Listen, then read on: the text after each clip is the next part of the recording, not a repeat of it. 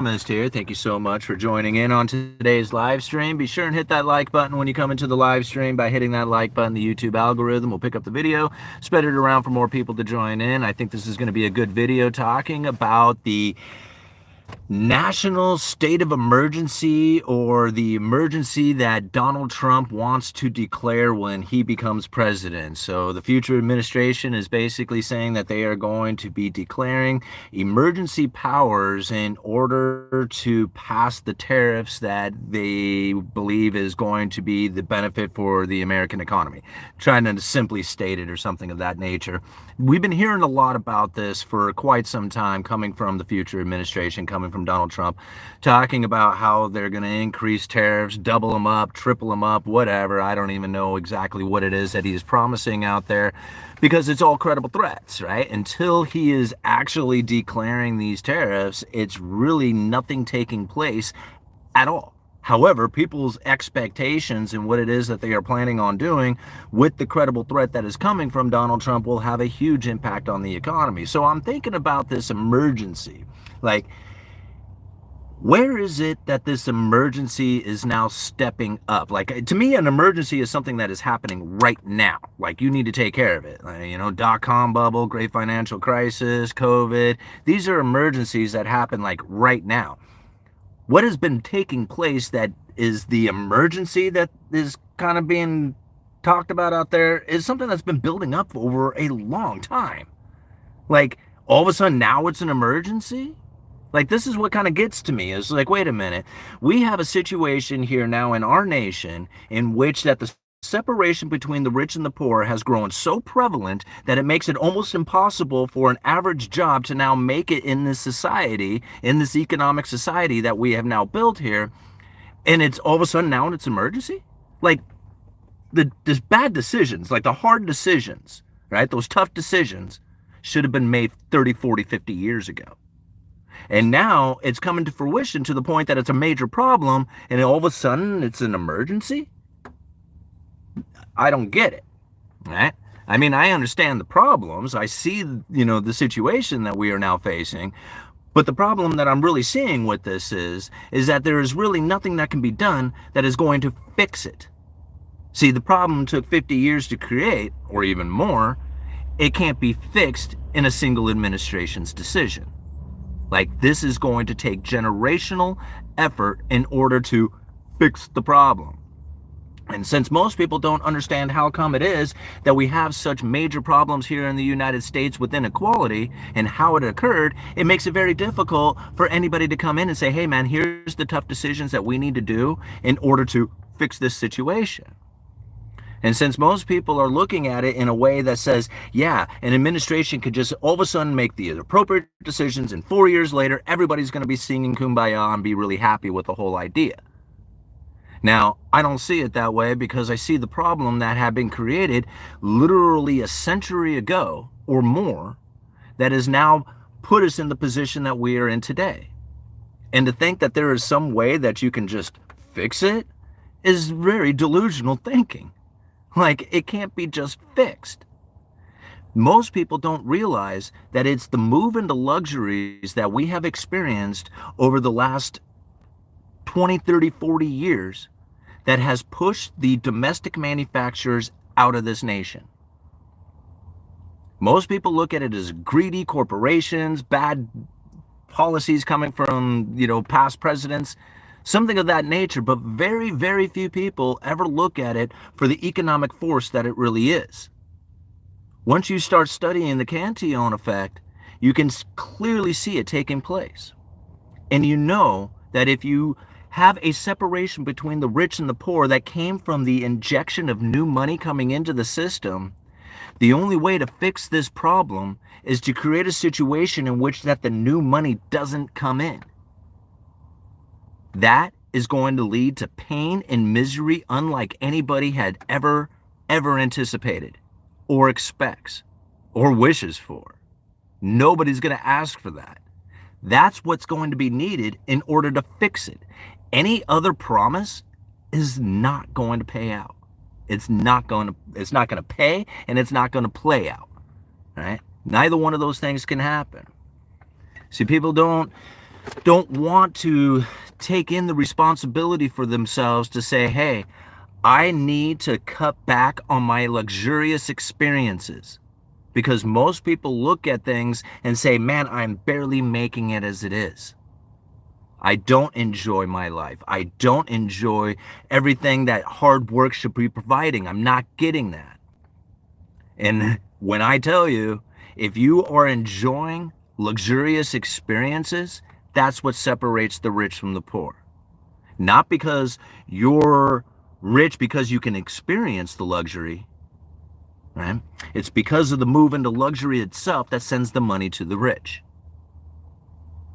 People who are sitting in a position in which that they have no savings, no capital investment into stocks or bonds, no real estate, and now they're wondering what it is that they can do in order to try and acquire the standard of living that their parents had, their grandparents had. It's not happening. It's not going to happen. There was a time in this country where a good manufacturing job could be easily had. High school diploma. You didn't even need a high school diploma. Getting a good manufacturing job almost guaranteed that you would have an income that if you were disciplined enough, that you'd be able to save, buy a house, raise a family, have the car, have the vacations, have the retirement, and we could do it all off of one income. That was back when we were a manufacturing powerhouse. It makes sense back then. Today, the average job, a good job, is not going to do it. It's not going to cut it. And considering that some of the things that want to be deployed into this economy that is going to somehow bring these manufacturers back to the United States is very misunderstood. Right? A standard of living as high as ours is not going to be competitive against the rest of the world. And you may throw tariffs at this country and at that country and say, hey, you can't send us any of your products. They will find workarounds. They will send it to nations who are not getting tariffs. They will manufacture in locations that are more friendly. They will figure out a way to do it. Human nature is going to create the situation of pain and misery because hard work leads you to want to have a higher standard of living, which is the move into luxuries that makes it uncompetitive. I don't know how else to explain this, but most people are not going to look at it this way. They're going to see that there is going to be something that can happen out there that will make the decisions that they have made throughout their life be the appropriate ones, and that everything is going to work out swimmingly. That's what most people are thinking. And because it's very difficult for administration or the power of the banking system to create an environment that is going to be suitable for everybody out there, it's not going to happen. It's not. It's best to understand what it is that's taking place out there so that you can best appropriately position yourself and not have hopes and wishes and dreams that there's going to be somebody out there who can fix it, because it isn't going to get fixed. They can't fix it. Okay? The problem that we are experiencing has been taking so long that it would literally take generations of people working twice as hard for half as much, not spending any of that money on enjoyable things, using it to pay off debt, reinvesting that back into production and savings, and do that for generations. We might be able to fix it.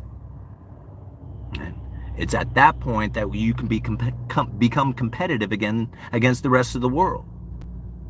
But either the rest of the world has to increase their standard of living so that we can be competitive against them, or we have to lower ours to their standard of living so that we can be competitive against them. Right? Okay, 10 minutes into this. All-nighter up in here says, hey, Wayne, we got Brody saying all-nighter. We got Tom with hello, all-nighter and Brody. All right, breathe well. Andrea, or B Money. It would It would have to be like Japan. I don't know how it is that the United States can be anything resembling any other nation of example through history ever, because no nation has ever maintained a world reserve currency like the United States has done. So what we are facing here in the United States with our economy is something that no other nation had the ability to do, and that was to continuously increase the money supply. Right? Other nations could increase the money supply, but it causes a hyperinflation scenario. We can increase the money supply and face deflationary scenarios. Right? Very different from what most nations are facing. And there is similarities to many, aspects of, like, even Japan's economy to ours, but it's not the same thing. Right? Triffin's dilemma is something that is not well understood amongst most economists out there, since most people don't seem to believe or know that there is more dollar-denominated debt that exists outside this world than anybody could possibly fathom. And to be able to supply the dollars to the world in order to pay off those dollar-denominated debts, and we have to remember, these debts don't have anything to do with the United States. We didn't write it. Not the government, not the banking system, not the people of the United States. It doesn't have anything to do with the United States, these debts. But yet nations, entities, and people around the world have written contracts that are due in dollars. When those contracts come due, it's going to demand dollars. Those contracts get used as if they're dollars. Can you imagine if all those contracts that are due in dollars disappeared, how many dollars would actually disappear out of the system? People have no idea how deflationary of an event that would be. Most people look at it saying, oh man, the dollar, de-dollarization, dollar's going to come home to roost. I don't think people understand that most of those dollars are going to just literally evaporate out of existence the moment that these debts start to get paid and people get out of the dollar. Right? This is like, it's so far beyond that of the ability to return that there is no feasible way of doing it. It's like it doesn't work like that anymore. And so it's better to understand that we are going to be moving into a situation in which that the wedge is going to get deeper. It's going to be driven harder and wider than anybody could ever possibly imagine, because the other alternative to that is pain and misery for everybody. If you can inject new money continuously into the system, what will end up happening is the separation between the rich and the poor. No doubt about it. And I don't care how you do it, what time in history, whatever it looks like, the injection of new money, however it comes in, whether it's from the opening up of a new silver mine, the exporting of manufactured goods, or the issuing of U.S. Treasury debt, doesn't matter how that new money comes in. If new money comes in, you will find a separation between the rich and the poor. And the wider it gets, the harder it is on the working class. It makes it that much more difficult to acquire that in what you would believe would be a standard of living that would be appropriate for a hardworking individual. Right? This is how it all goes away. And people think, man, what is it that can be done out there to fix this? What is it that I can do? And it was just like, man, don't believe that there's something out there that can do that. That's the problem. Don't think that. Understand that this is the situation we are now in, and we have to conduct ourselves appropriately for that. Which means that we have to keep our debts incredibly low. Matter of life and death situation, right? Keep your debts incredibly low. Keep your payments, your living expenses incredibly low. Make as much money as possible. Your day job, your side hustles, all the little things out there that could possibly bring in just even a little bit of revenue, you have to do it all those things. If you don't, you will not be able to have that standard of living, which would then would have been believed to be like an American way. You're not going to get it. Even a good job sucks, so there's no point in even believing that it can happen. All these people out there are like, nah, man, it's going to be good. If we just hold tight for a couple more years, man, the whole thing is going to be looking much better, and my job is going to be paying enough to have all the food and have all the the house payment and have all the fun toys and have all the rest and relaxation vacations that are really fancy and awesome, and all we have to do is just sit tight and wait for this administration to fix it. Good luck. Good luck with that. It isn't going to happen. Right? It doesn't matter who's up in office. I don't care who it is. They can't fix the situation because the fixing of the situation would be too painful of an experience for people to actually be willing to do. Right? It's sad to think. All right, 15 minutes into this, 468 people. Let's go check out a couple of these super chats. We got William G. Atheist #1 with 10 Canadian dollars. Thank you so much. So Trump is saying you don't need Canadian lumber. Where is the price of lumber going for you guys? Okay, here's something to think about. We have had major tariffs on Canadian lumber many times throughout history, right? Even the first Trump administration nailed Canada with some major tariffs, right? And so when I think about like what kind of impact is that going to have on the United States, it's probably going to be very small, right? We have to think 20% of what is consumed in the United States comes out of Canada. 20% of it, right? Seems like a lot. Sure, I believe it. That 20% may have a 20% tariff attached to it. Do you know how little of an impact that's really going to have on the broader entire lumber market? It's going to be pretty small. Now, if you wanted to pinpoint down to say like Western red cedar, right? That specific type of tree and lumber that comes from that, that's not framing lumber. That's not used for building houses. It's used for trimming houses, like doing the window trims, doing the siding, maybe building the decks. The actual construction of a house, of a home, of a building doesn't use Western red cedar. They use fir, they use pine, they use other types of material. So now when we talk about Western red cedar coming out of Canada, now we're talking a significant amount. Like the majority of the West, I don't know if it's the majority, but could be the majority of the Western red cedar does come from Canada. That is going to get hit with the tariff, and that is going to be incredibly impactful. So if you want to know where the lumber impacts are going to be hit by the tariffs, that's how I see it. Building lumber, maybe a little bit, see some, right? We've experienced it in the past, no big deal. Western red cedar, that's probably going to be pretty impacted, right? And that's going to be, noticeable. All right, moving on. All right, Loris Jones with the $2 super sticker. Thank you so much. It says game over. All right, let's cruise down here. We got 527 people watching. My goodness, so many people up in here. Thank you so much for joining in on today's live stream. Be sure and hit that like button. Got 97, 98 likes going right now. And we should have it well over 200 people. So go hit that like button for the Uneducated Economist to support the channel and to get the algorithm to go spread it around a little bit more. We can be out here I could probably do this for another 15, 20 minutes or so. All right, how do you avoid burnout with all these side hustles and sacrifices of your standard of living? How do you avoid burnout? Good one, good question. Somebody asked me that one time. They said, dude, because I do a lot of stuff, guys. I'm not, I got YouTube, I got full-time job, I got side hustles, I'm in a play, I'm doing rehearsals to be in a play, constantly trying to network and communicate with people out there. It is constant. It is a constant for me, right?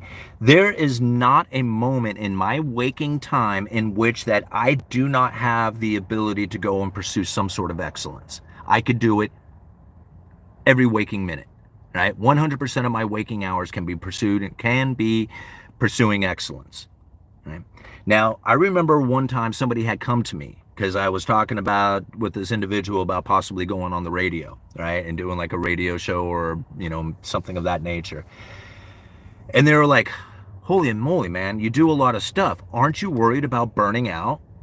And I said, yeah, sure. I'm kind of worried about burning out. It was just like, so what? Are you just going to go until you burn out? And I'm like, yeah, that's what I'm going to do. I'm going to go until I burn out. And he kind of looked at me strange. And I'm like, well, you got to know where your limits are. right? I mean, I ain't burned out yet, and I'm doing all this stuff. Let's see what it takes to burn out. And I don't feel like I've burnt out yet, although there's been times I felt overwhelmed and stressed and, not sure if I could handle everything that I got going on at the time. You just do the next right thing and keep stepping forward and keep progressing through this thing. Pretty soon, it doesn't feel that overwhelming anymore, but it does feel constant. And yeah, right? Burnout is a real thing. However, if you are not worried about it and you're not scared of it and you're willing and ready to embrace the burnout, I think you could actually push yourself a lot farther than what people think you can. Yeah. Or even what you could think you can. All right. Let's cruise up here a little bit. We got Lizzie. Thank you for the membership, someone. Well, thank you so much for spreading those memberships around, whoever it is doing it. We are going to come out here this weekend for members only live stream, breaking down monetary policy, talking about the recent Christopher Waller speech. So if you really want to understand monetary policy, the real monetary policy coming from the Federal Reserve, not this one that everybody thinks or that the Fed screwed up and the mainstream media has propagated out there. That is so inaccurate from the reality of the situation. Like, nothing could be further from the truth when it comes to monetary policy than to listen to that of the mainstream media and 99% of the economists out there. I don't mean to brag it up, but I am one of the only ones out here on YouTube who is actually describing the real monetary policy coming from the Federal Reserve using their own words, not one that I'm trying to imagine or make up or anything like that. I don't believe the Federal Reserve screwed up. I believe they conditioned it to look exactly the way that we are experiencing it today, and most people do not see that. So we break it down in member-only live streams. It's $1 a month. Literally, guys, $1 a month. It's like the cheapest membership and available anywhere, right? It's $1 a month. You get access to all the member-only live streams that we have done breaking down monetary policy, and you will have access to the future ones that we are going to do. It's a great group. We usually have anywhere from, I think there's close to 700 members to the channel right now. The live streams usually have somewhere between 30 to 50 people in them. Great conversations. I mean, it's probably one of the best places that you can go to not only ask questions, but also give your opinions on what has taken place here in the economy through this credible threat theory, through the actual monetary policy coming from the Federal Reserve. Again, the membership-only live streams here from the Uneducated Economist channel are by far the best. Like, it's simple, it's easy. We break it down in, words and ideas that you can understand as a working class individual. And again, I don't know anybody else who's doing it like I am. So, or like we are. Actually, it's not even just me. It's the members too, because they contribute so much with their opinions, with their questions, with their ideas, with their suggestions. It's definitely a community. Let's check it out. We got Sino with the $10. Thank you so much. Opinions on the looming port strikes on the East Coast and possibly of the port of LA being backed up due to the fires. Yeah, and so now this is the thing. We've faced this before in the past. Even Janet Yellen just recently came out with something that I don't like to agree with Janet Yellen, but the thing is that I made the statement so many years ago that I have to now agree with what she is saying, and that most of the inflation that we had experienced was due to a supply chain shock, right? And now I get it, right? Nobody wants to believe Janet Yellen. Everybody thinks that she's crazy, loony, whatever, fine, okay? I agree with a lot of that stuff. I'm not like a fan of Janet Yellen by any means, but I agree with that statement that most of the inflation that we had experienced had less to do with stimulus and had more to do with supply chain shocks, supply chain breakdowns. Now, it was easy for me to see this within the lumber industry. Here we are, lumber sitting back at a price that we had experienced prior to COVID, like literally going on almost 7 years ago, were we seeing prices at 500 per thousand like we are seeing today. So all the inflation literally disappeared out of lumber, even though it was the one commodity that everybody was pointing at saying money printer go off, prices go, money printer go off, prices go, or money printer go burr, prices go up, whatever. They were pointing at lumber for that. Right? And I said, don't do that. Don't point at lumber and say that that's money printer causing this prices to go up, because you're not going to know how or why the prices went back down to normal. Right? So when they did, it was easy for me to see. I said it was a supply chain issue. Supply came back in line with the demand and prices came back down to normal. So again, when I look at some of the situations that we are now facing, if you have a port strike that is continuous for time, like not for a weekend, not for a week, not for 2 weeks, that's going to have an impact. Don't get me wrong. Right? I mean, that's going to have a major impact. There's going to be issues that come from that.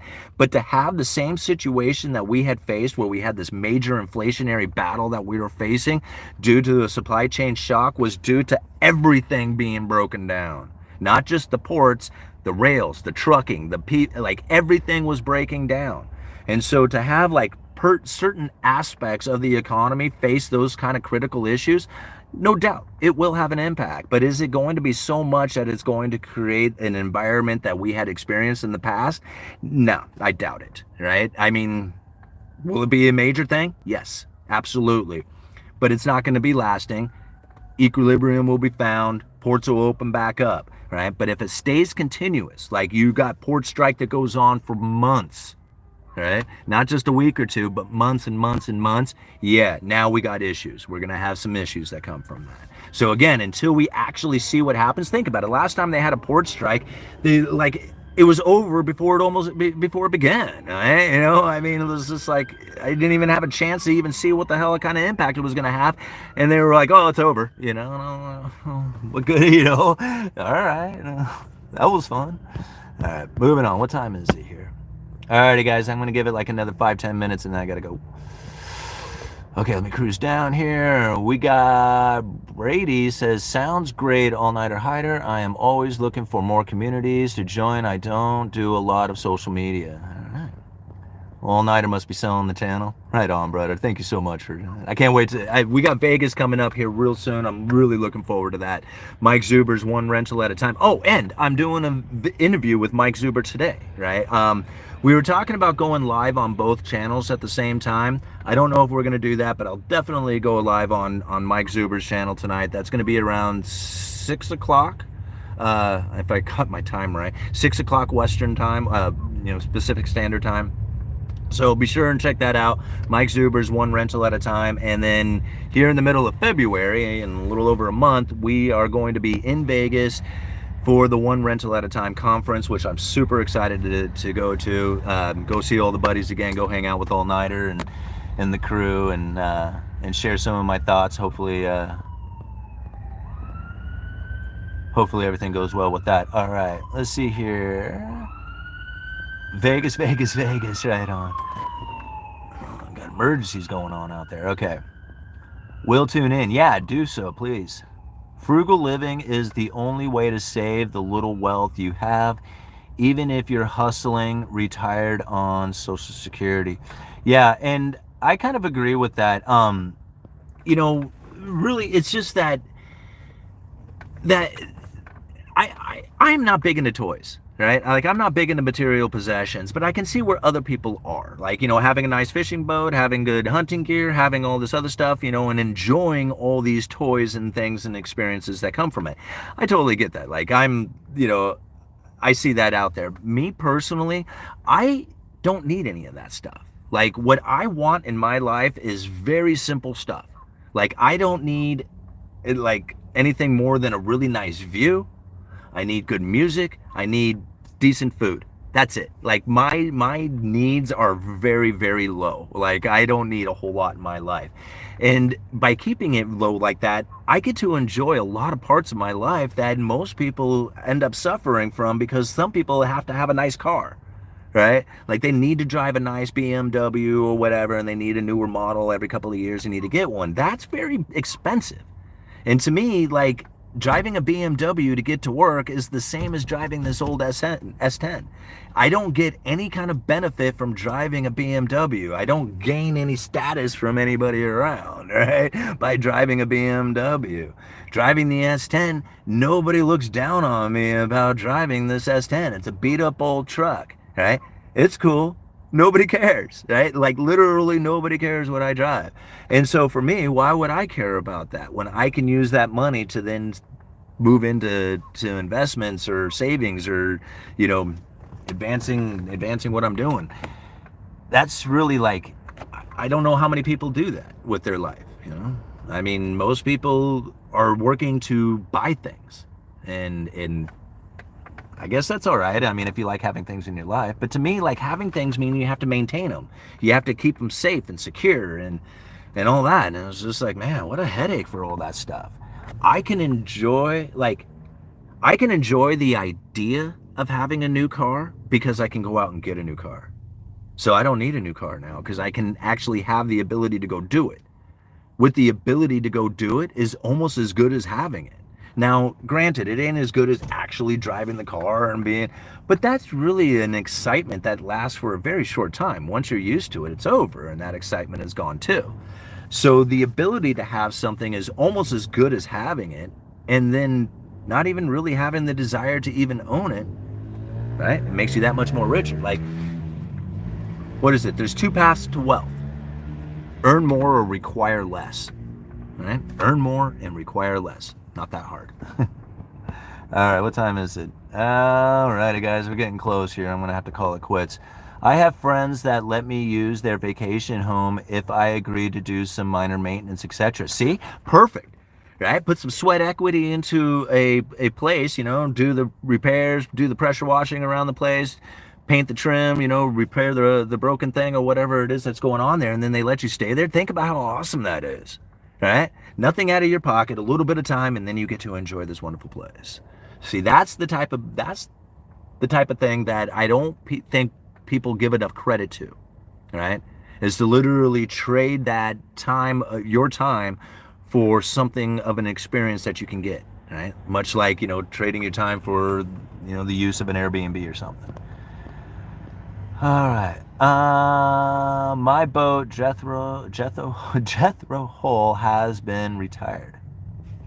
All right. Since I don't look good into a bikini, I just agree to pay for beer and gas.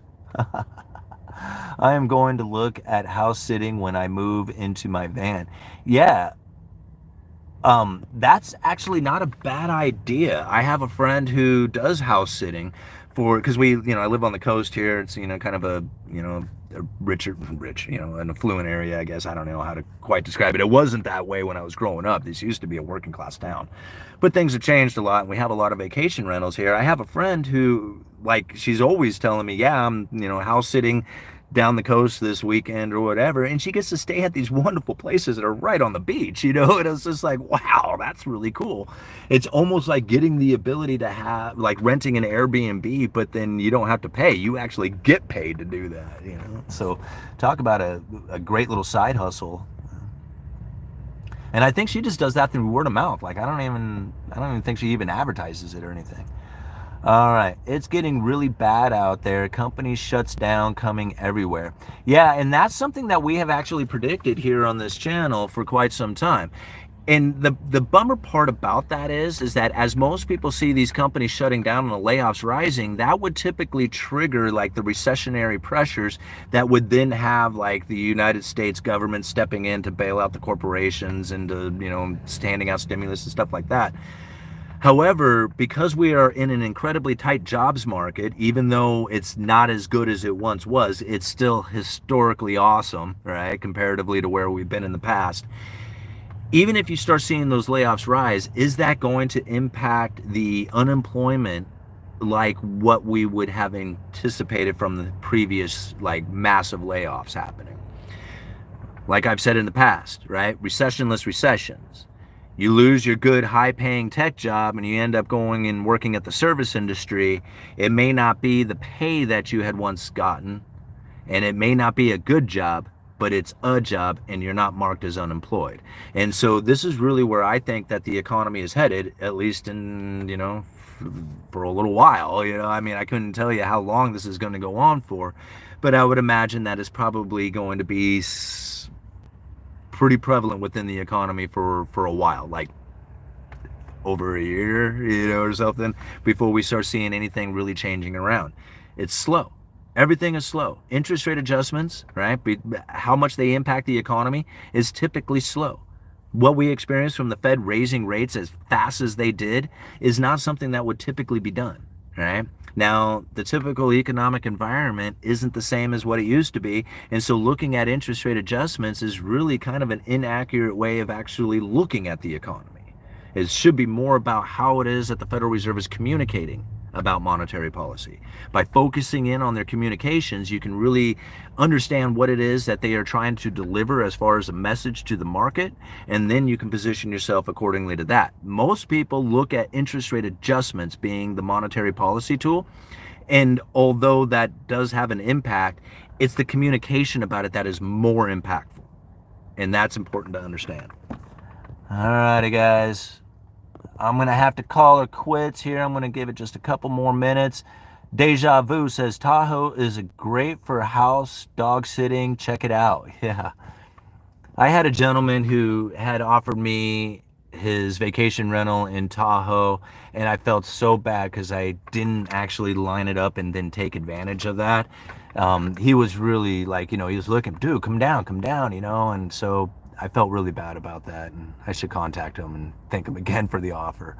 All right, it's great jobs market if you aren't lazy and willing to work with your hands, but if you're lazy, white-collar worker, then maybe it's bad market for you.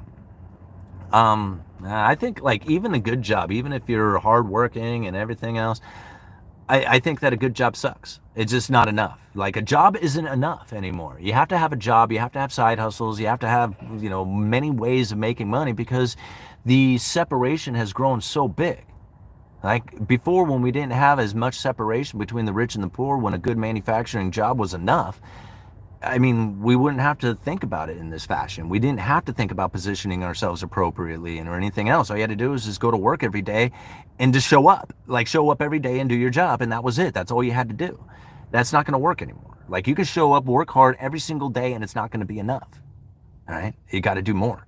And people they don't like hearing that. I'm sorry. It's like, I mean, I'm not here to try and give you fancy little fun things to hear about, right? I mean, that's not the way it's going to go down.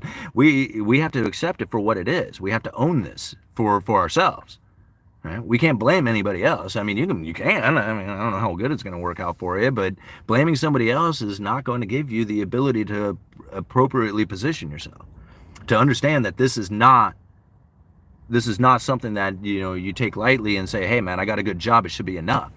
Right? You're right. It should be. It's not going to be. Right? So understand that it's not going to be, and now we can move on from that because it's going to take a lot more than just a 9-to-5 job, even if it's a good one. All right. Around 300 people here haven't left a like yet. Please go do that. Yeah, we're at 200 likes right now with 479 people watching. Thank you so much for all the super chats. We got $24.79 in super chats going right now because you guys are always so supportive of the channel. We got Brody saying, join the channel. Yes, please join the channel. It's your best interest to hit the like and curate your YouTube algo if you, in fact, do like the video. Yes, please do. And there's, something like I never used to ask for likes on the videos, right? And I figured that if I was doing a good video, you would all just just naturally like the video and subscribe and stuff like that. Doing these live streams, by hitting that like button, the algorithm totally picks it up and spreads it around so much more. So on these live streams, I'm going to ask for the like because it's what is really needed in order to get these videos spread around. Let's see here. There's a link to join in the description, just $1. Yes, absolutely. Thank you, Brody. Anyone see Trump picture with CEO of Ripple? Yeah. Another good credible threat. Deja vu. I'm gonna have to try to get back up that way this year for sure. You guys are having a conversation. All right. Keep asking. I forget sometimes. It's a reminder. Well, thank you so much. You guys are awesome. Very supportive of the channel. This is what we do here is break this thing down so that we can understand it for ourselves because that's the important thing. right? We can, like, I love the opinions of the other guys out there. They have some great stuff, you know. I'm a huge fan of like Brent Johnson and Jeff Snyder. I believe that, you know, their economic theories are very much in line with what it is that I feel is taking place within the economy as well. I've met both those guys. They are excellent dudes. But everybody within this space, within the macroeconomics discussion space, I don't like all of them, right? Everybody has good information. There is nuggets in there that is absolutely valuable that you, like, even if you don't agree with them, like their opinion is messed up, you don't like it, it's wrong or whatever in your opinion. However, they may drop some information that you had never heard from a direction that you may have never taken, you know? And by doing that, you are going to be able to say, hey man, now I can use this little piece, right? And put this in with all the rest of the information that I've done. That's like this channel, right? This channel is a piece of the information that you are out there collecting, right? My opinion on what it is that's happening out there is, again, is to share an idea with you guys so that you can then look at it for yourselves and say, wow, I didn't look at it that way, or maybe I do look at it that way, right? And to be able to then have a conversation around that. This is how we figure it out for ourselves, because most people are not going to have the same condition that you're in. They're not conducting the business that you're doing. They're not working at the place that you're working. They don't have the debts that you have. They don't have the goals in mind that you do. None of these things are going to have the same decision making when it comes to your finances, your investments, the things that you do, right? Nobody's going to be making the same decision. But all of us can take the information and then make that decision for ourselves, right? And everybody's doing it regardless if they think they are or not. Right? You know, most people don't even realize that they are the reason why they are sitting in the condition that they are in. They want to blame somebody else for it. Right? But taking ownership for it of yourself then gives you the ability to say, yeah, they can do whatever they're going to say they're going to do. I'm going to make the best decision for myself on account of what it is that they are saying. All right, you guys are awesome. I'm going to go Uneducated Economist. You let me know. Come back for the Mike Zuber's one rental at a time. Like I said, if I don't have it live on my channel, go find it over at Mike Zuber's. Uneducated Economist. You guys let me know.